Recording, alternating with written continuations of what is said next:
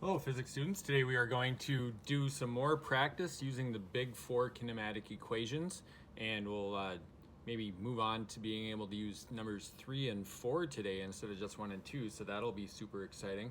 Alright, so the four problems I'm going to assign today are page 51, numbers 1 and 3, and page 54, numbers 4 and 5, and again you can find the pictures of those problems in this video, and also they'll be in Canvas for you to look at as well.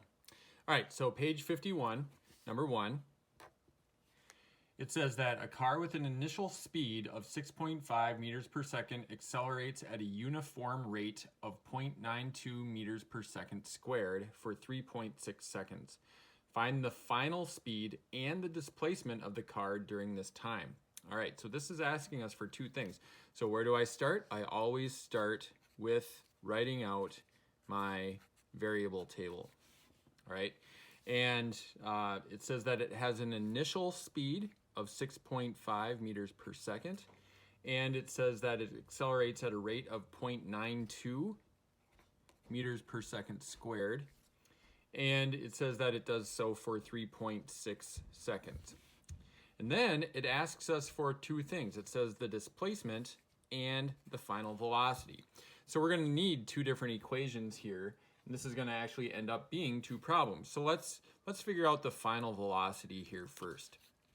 All right, so I pull out my chart of equations and I compare that to what I have right here. Now, I want V, so V is included here.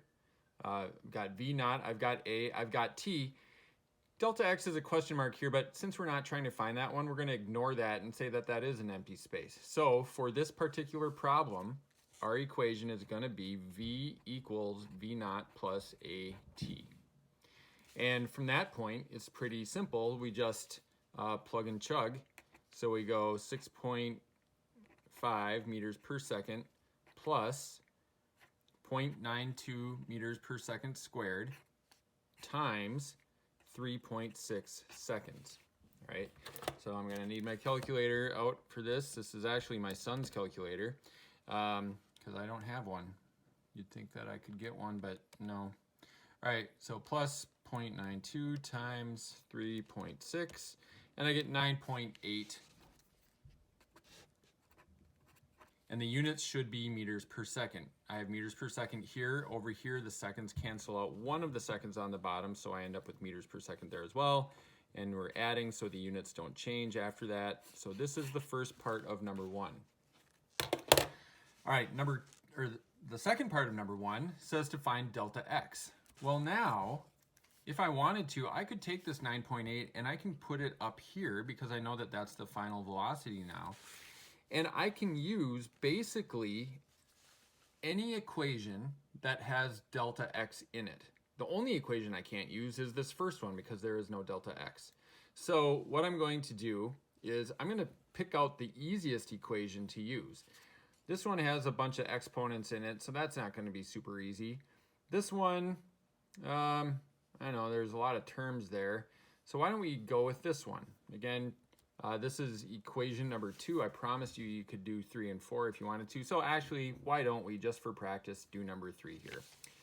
All right, so number 3 says delta x equals V naught t plus 1/2 AT squared. And this is actually my favorite of the 4. I don't really know why, but anyway. Okay, so V naught is 6.5 meters per second times our time of 3.6 seconds plus 1/2 times 0.92 meters per second squared times time squared, 3.6 seconds squared. All right, only the time is going to get squared there. So then we get to, again, using the calculator here, this is going to be 6.5 times 3.6 plus 1/2, which is the same as 0.5, times 0.92 times 3.6 squared equals 29.4. And what are our units? seconds cancel seconds here to leave us just with meters. Here, seconds will get squared, so I would have seconds squared in that term. There's seconds squared on the bottom here, so that cancels. And all that, again, is left is meters. So the answer is 29.4 meters. Okay, let's move on to number 3. All right, number 3 says that a car starts from rest and travels for 5 seconds with a constant acceleration of negative 1.5 meters per second squared. What is the final velocity of the car, and how far does the car travel in this time interval? So once again, it's a two-part problem like the one that we just had. So number 3, and again, I'm going to start out with this. And what do we have? It says it travels for 5 seconds with constant acceleration of negative 1.5 meters per second squared. And it says, what is the final velocity of the car again? It starts at rest, so we know that 0 is the initial velocity. It also asks us to find the displacement at the very end. So we can kind of go through the same process we did last time. And again, I've got V, V naught, A, and T. V, V naught, A, and T here.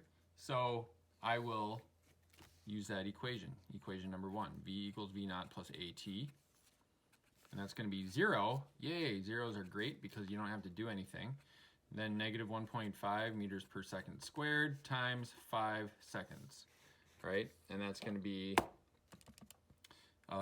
negative 1.5 times 5 equals negative 7.5 meters per second. So again, what's the significance of that negative sign? It means that the object is moving in the negative direction, whatever we call that in this particular case. Next question is, how far does it go? Last time we used equation 3. Let's use equation 4 this time. All right, so I can put negative 7.5 meters per second here for my velocity. And so I've got V, V naught, A, and I'm looking for delta x. V, V naught, A, delta x. This is going to be V squared equals V naught squared plus 2A delta x. All right, now I need to solve for delta x, which is why I probably wouldn't normally use this equation because there's already one that solves for delta x, but just so we can practice using this one, let's rearrange. So right now V naught squared is being added. Let's subtract it from both sides so that I get V squared minus V naught squared equals 2A delta x. All I did was bring this across the equal sign. It switches from positive to negative when I do that. All right, then let's get rid of the 2A. 2A is being multiplied, so let's do the opposite and divide. Okay, so now I have V squared minus V naught squared over 2A.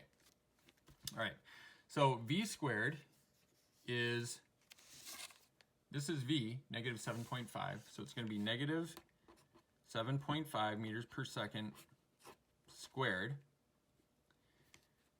minus V naught squared. Well, V naught was just 0, so again, that's a nice thing.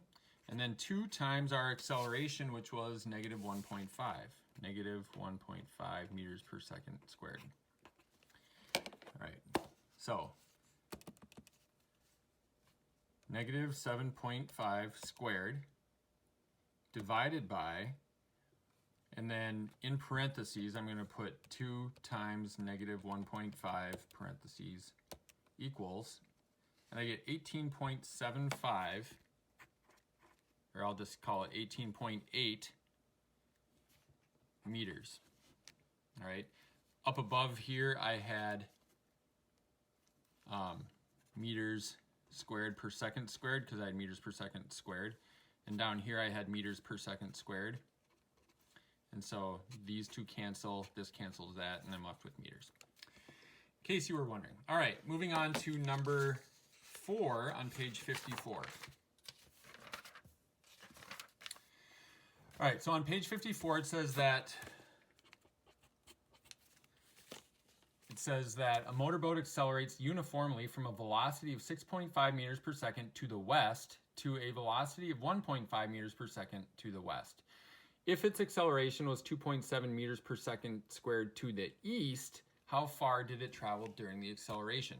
If you're reading that problem and you're going, how did they go from 6.5 meters per second and accelerate to 1.5? It's because in this case, the acceleration is in the opposite direction of the velocity, which means that you're going to slow down.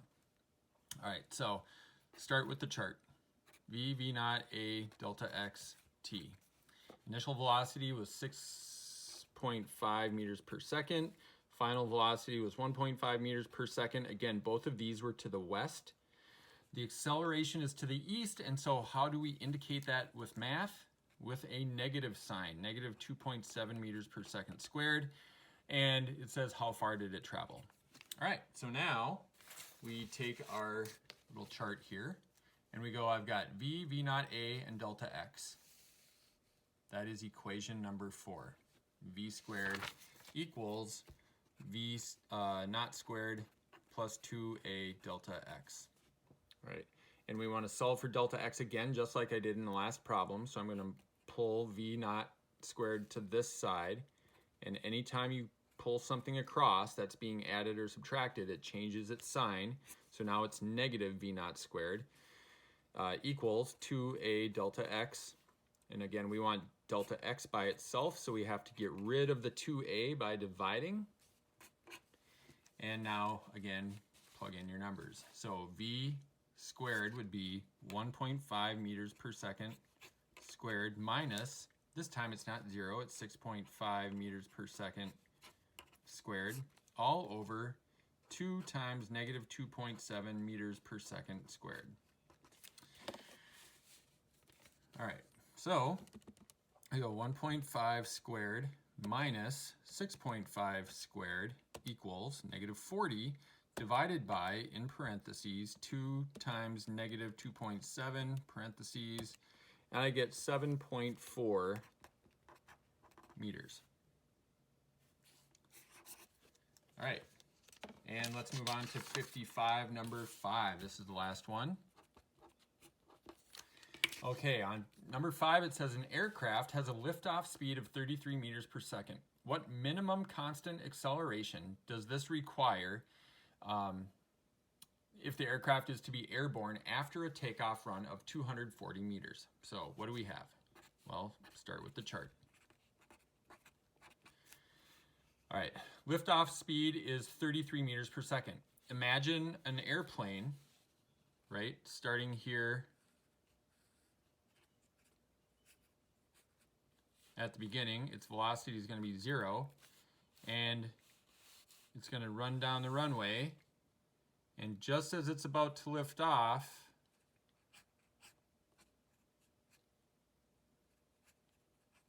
okay, here, now it has a velocity of 33 meters per second. Okay, so this is my V naught, that's 0, starts at rest. V is going to be 33 meters per second.